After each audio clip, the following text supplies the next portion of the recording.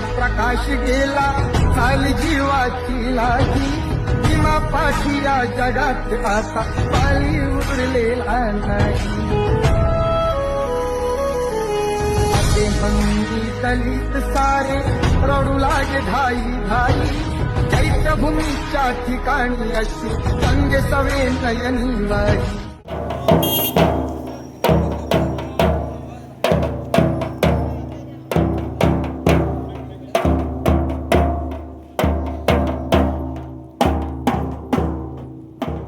जय भीम जय भीम जय भीम।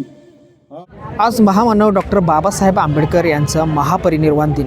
त्यांच्याच महापरिनिर्वाण दिनानिमित्त देशभरातून लाखो भीम अनुयायी आदरच्या चैत्यभूमीवर अभिवादन करण्यासाठी येत असतात आणि असंच म्हणजे कोल्हापुरातील ऐतिहासिक बिंदू चौकामध्ये आज डॉक्टर बाबासाहेब आंबेडकरांना अभिवादन करण्यासाठी कोल्हापूर जिल्ह्यातून जिल्ह्याच्या बाहेरून हजारो भीम अनुयायी या ठिकाणी येत असतात। हाच बिंदू चौक आहे माझ्या पाठीमागे तुम्ही पाहू शकता। ज्या बिंदू चौकामध्ये आज तुम्ही पाहू शकता की जिल्हाभरातील असू दे किंवा जिल्ह्याच्या बाहेरील लोक असू दे जे आज बाबासाहेबांना अभिवादन करण्यासाठी या ठिकाणी आलेले आहेत। डॉक्टर बाबासाहेब आंबेडकर हे हयात असताना त्यांचा सर्वात पहिला पुतळा हा जो कुठे बांधण्यात आला तो कोल्हापुरातील ऐतिहासिक बिंदू चौकांमध्ये भाई माधवराव बागल यांनी हा पुतळा बांधला आणि याच पुतळ्याला अभिवादन करण्यासाठी आज जिल्हाभरातून जिल्ह्याच्या बाहेरून सीमा भागातून येथील भीम अनुयायी जमलेले आहेत। माझ्यासोबत RPIचे जिल्हाध्यक्ष उत्तम कांबळे सर आहेत, त्यांच्याशी बोलूया। डॉक्टर बाबासाहेब आंबेडकर 6 डिसेंबर 1956 साली आपल्यातून निघून गेले। त्यांचा महापरिनिर्वाण दिन आज अखंड देशभर त्यांना अभिवादन करण्यासाठी आंबेडकर अनुयायी पुरोगामी विचाराचे आणि या भारत देशातील सर्व नागरिक बाबासाहेबांना अभिवादन करण्यासाठी जमत असतात। कोल्हापूर जिल्ह्यातल्या बिंदू चौक या ऐतिहासिक ठिकाणी आज डॉक्टर बाबासाहेब आंबेडकरांना अभिवादन करण्यासाठी इथं लोक जमलेले आहेत। खरं तर डॉक्टर बाबासाहेब आंबेडकर आमच्यातून जाऊन 69 वर्षे झाली। या 69 वर्षाच्या कालावधीमध्ये डॉक्टर बाबासाहेब आंबेडकरांचा इथल्या जनतेला कदापिही विसर पडलेला नाही, विसर पडणार नाही। जोपर्यंत चंद्र सूर्य आहे तोपर्यंत डॉक्टर बाबासाहेब आंबेडकरांचे विचार तेवत राहतील, अजरामर राहतील। बाबासाहेबांच्या विचाराची खऱ्या अर्थानं आज देशाला प्रचंड मोठी गरज आहे, कारण या देशाला बांधून ठेवणारं संविधान, या देशातल्या जाती धर्माला, या देशातल्या 18 पगड जातींना, असंख्य धर्मांना एकत्रित करून बांधून ठेवून बाबासाहेबांनी संविधान दिलं आणि त्या संविधानाच्यानुसार हा देश चालू आहे।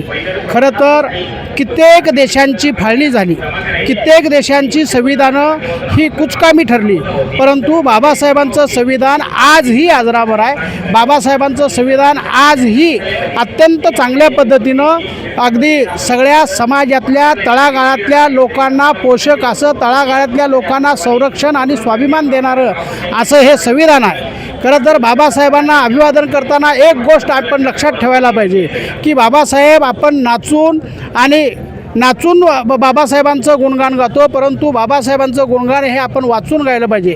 बाबासाहेब आपल्याला डोक्यावर घेऊन नाचता कामा नये, बाबासाहेब आपण डोक्यात घेऊन वाचला पाहिजे आणि बाबासाहेबांच्या विचाराची अत्यंत गरज आहे। कारण इथल्या धर्मांध शक्तीला जर शह द्यायचा असेल तर निश्चितपणानं बाबासाहेबांचे विचार आणि बाबासाहेबांचं संविधान तुम्हाला मोठ्या प्रमाणामध्ये जनमानसामध्ये रुजवायला पाहिजे आणि ते रुजवण्याचं काम खऱ्या अर्थानं बाबासाहेबांच्या रक्तामासाच्या बाबासाहेबांच्या समाजाचं काम आहे आणि ते काम आपण अविरतपणे करूया।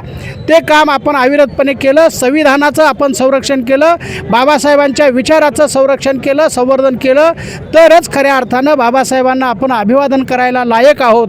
अन्यथा बाबासाहेबांचा विचार आणि बाबासाहेबांचं नावसुद्धा घ्यायला आपण लायक राहणार नाही।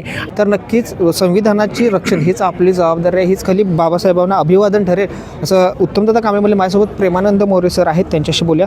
सर काय सांगशील, आज खरं तर दुःखाचा दिवस आहे, मात्र या ठिकाणी हजारो अनुयायी अभिवादन करण्यासाठी बाबासाहेबांना येतात। काहीतरी कुठून तरी काय एक वेगळी प्रेरणा घेऊन जाऊ, 14 एप्रिल असू दे किंवा 6 डिसेंबर असू दे, काय सांगशील? बोधिसत्व महामानव विश्वरत्न डॉक्टर बाबासाहेब आंबेडकर यांचा आज महापरिनिर्वाण दिन। एकमेव व्यक्तिमत्व असं आहे की ज्यांना संपूर्ण जगभरामध्ये मान्यवरांच्याकडून मानवंदना दिली जाते. कोल्हापूरमध्ये जी आज आपण या ठिकाणी मानवंदना देण्यासाठी एकत्र जमलेलो आहोत, त्याच्यामध्ये प्रामुख्याने जर आपण विचार केला तर डॉक्टर बाबासाहेब आंबेडकरांच्या हयातीमध्ये जगातील पहिला पुतळा कोल्हापूरच्या या ऐतिहासिक बिंदू चौकामध्ये बसवण्यात आला. त्याच वेळेला डॉक्टर बाबासाहेब आंबेडकरांचे गुरु महात्मा ज्योतिबा फुले यांचा देखील अर्धपुतळा या ठिकाणी उभारण्यात आलेला आहे.